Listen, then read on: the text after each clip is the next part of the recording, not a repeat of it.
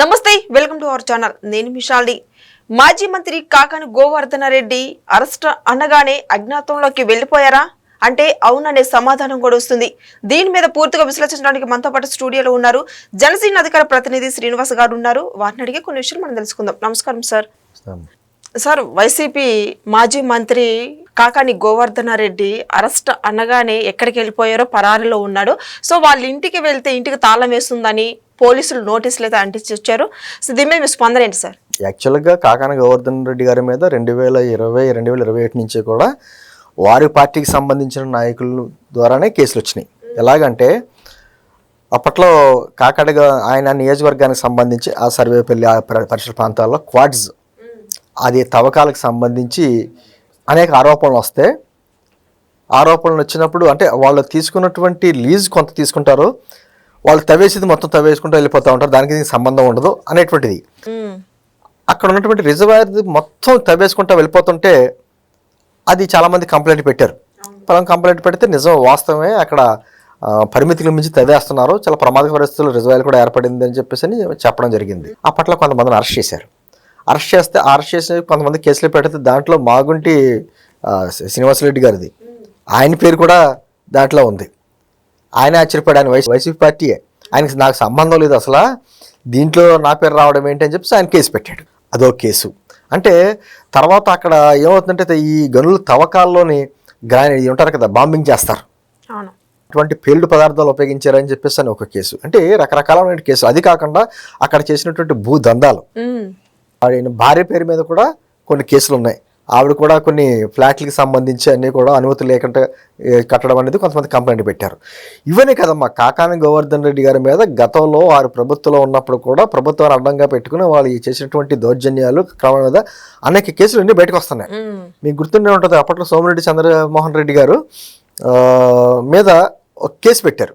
ఎవరు? కాకాని గోవర్ధన్ రెడ్డి పెట్టాడు. విదేశాల్లో సోమిరెడ్డి గారికి ఇన్ని ఆస్తులను కేసు పెట్టి దానికి సంబంధించిన ఫైల్స్ అన్నీ ఒక చోట పెడితే ఆ ఫైల్స్ అన్ని ఎలా మిస్ అయినాయి అంటే కోర్టులోకి వెళ్ళి ఎలా ఉన్నటువంటి ఫైల్స్ ఎలా మిస్ అయినాయి, ఆ ల్యాప్టాప్ ఫైల్స్ అని అంటే కొంతమందిని ఎవరో కుక్కలు తవరి అయితే ఆ దొంగలు గోళ్ళ దూకెళ్ళి కోర్టులో ఈ ఫైల్ ఎత్తిపోయారని చెప్పేసి అని అప్పట్లో బాగా అలరైంది. కాకాని ఫైల్స్ అని 1-2 అని కాదు, కేవలం అతను ఎంటుంది రోజుకొకటి చరిత్ర వస్తుంది. రోజుకు ఇది ఏదో కక్షదోరణ చర్యతో చేసేటువంటి కార్యక్రమాలు కాదు, వాళ్ళ అధికారంలో ఉన్నప్పుడు జరిగినటువంటి అక్రమాల ఆరోపణల మీద చేసినటువంటి కేసులు. వాటన్నిటి మీద ఒక్కొక్కటి చట్టం తన పని తను చేసుకుంటూ వెళ్ళిపోతుంటే ఏదో కూటమి ప్రభుత్వం ఏదో కక్షదోరణ చర్య చేస్తుంది అయ్యి అంట. నిన్న మరి నిజంగా అతను ఒక మాజీ మంత్రి, మాజీ ఎమ్మెల్యే అన్నీ చేశాడు కదండి, పదవులు అన్నీ చేశాడు కదా, సీనియర్ రాజకీయవేత్తే కదా, మరి తన అసిస్టెంట్లు అందరూ ఫోన్ స్విచ్ ఆఫ్ చేసుకోవాల్సిన పరిస్థితి ఏంటి? మరి ఈరోజు విచారణకి వెళ్ళాలి. విచారణకి వెళ్తారా లేదో పోలీసులు ఇన్ఫార్మ్ చేయాలి కదా. నిన్నేమో ఆయన హైదరాబాద్ వచ్చి వాళ్ళ మనవడితో మొత్తానికి ఉగాది పండుగ కార్యక్రమాలు చేసుకున్నటువంటి ఫోటోలు బయటకు వచ్చినాయి.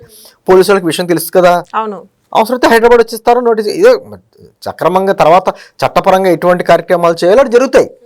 కానీ అంటే అంత ఫోన్ స్విచ్ ఆఫ్ చేసుకోవాల్సిన పరిస్థితి ఏంటి అంటే మొత్తం వైఎస్ఆర్ కాంగ్రెస్ పార్టీకి సంబంధించిన నాయకులందరూ కూడా 3 రకాలు.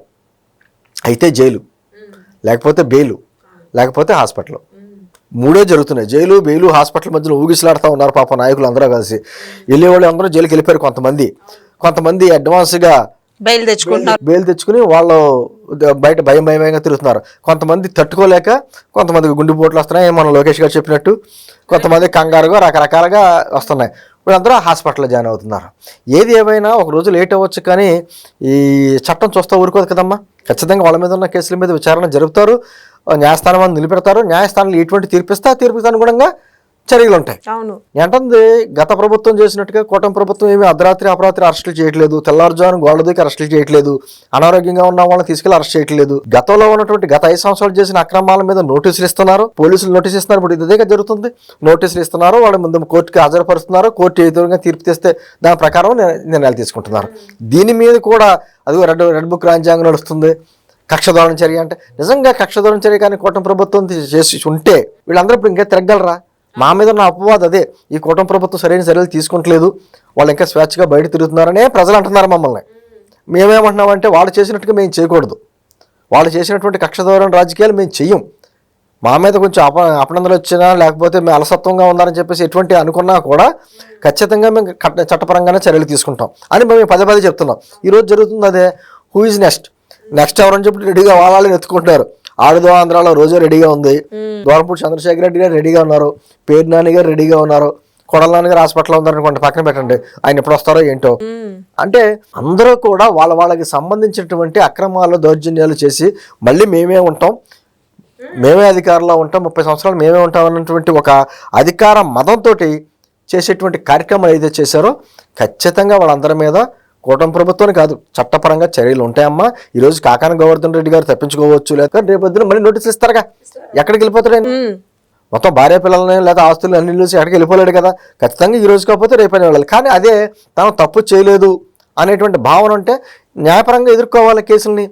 అది కోర్టులకి వెళ్తారు, చక్కగా న్యాయస్థానాలు ఉన్నాయి కదా, న్యాయస్థానాలు అడ్డదిడ్డంగా ఏం చెప్పవు కదా, నీ దగ్గర అన్ని ప్రూఫ్లు ఉండి నేనేం తప్పు చేయలేదని చెప్పి నిరూపించుకోండి, తప్పులేదు. అది మానేసి దాక్కుంటే మాత్రం ఖచ్చితంగా లాక్కొస్తారు. ఇదే జరుగుతుంది. ఏమంటుందంటే శాలిని, వీళ్ళందరూ కూడా ఏమైతే మదమెక్కిపోయి వ్యవహరించారో ఆయన కూడా ప్రెస్ మీట్లు పెట్టి రకరకాల మాటలు కూటమి ప్రభుత్వం మీద రకరకాలుగా మాట్లాడుకుంటూ ప్రెస్ మీట్లు పెట్టేవాడు. మరి ఈ రోజున ఎందుకు స్విచ్ ఆఫ్ చేసుకోవాల్సిన పరిస్థితి ఏర్పడింది?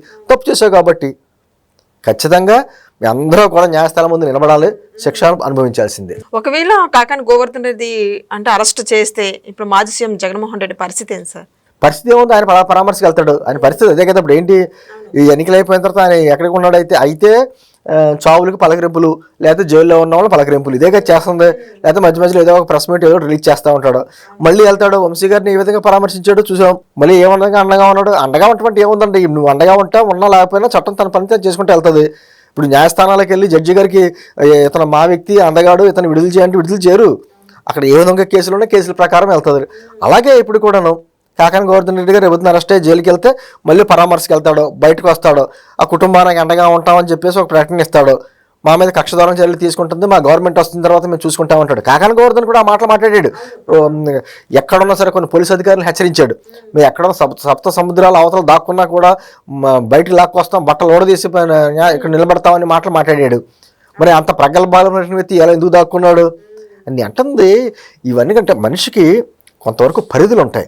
పరిధి దాటి వ్యవహరించేసి ఇంకా మనదే ప్రభుత్వం, మనకేమీ డోకా లేదు అనుకుంటే మాత్రం కుదరదు. ఇది ప్రజాస్వామ్య దేశంలో ప్రభుత్వాలు మారుతూ ఉంటాయి, వస్తూ ఉంటాయి. ఈరోజు అధికారంలో ఉన్నాం కదా అని చెప్పి ఇష్టారీతిగా వ్యవహరించకూడదు ఎవరైనా సరే. గతంలో చేశారు, ఈరోజు అనుభవిస్తున్నారు. దానికి కక్షదూరం చర్య అనే పదానికి అర్థం లేదే.